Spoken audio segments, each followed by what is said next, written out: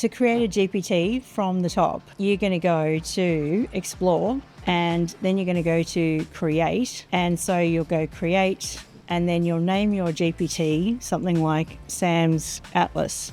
So Atlas is a combination of things. So here's your DISC profile, your business goals, your dream coach, your writing voice, and some custom instructions. And when you put all of those things into a GPT, it's going to give you a lot better results than, say, just typing something into ChatGPT. If you don't want to build the whole thing, if the whole thing bamboozles you or confuses you, just build a GPT with your voice print. Because if you don't want ChatGPT to write like ChatGPT and you want it to write like you or sound like you, then building the voice print, I would say, is level one. What we want to do, I'm just going to grab a couple of my blog posts from AI powered agents. The more you have, the better it'll be. I'm going to go with this one, are you the favourite or the fool?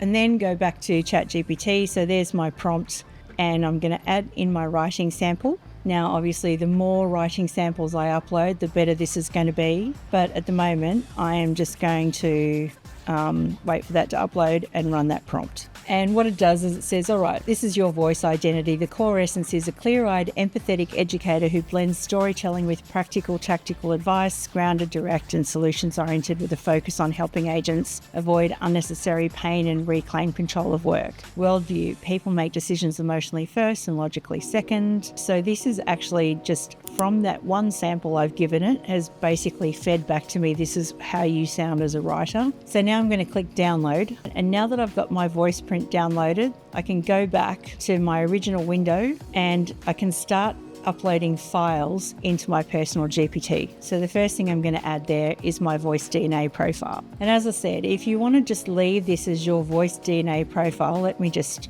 rename this for a second. You write like Sam and not a robot. And this is just simple instructions, write or transform any text into Sam's voice.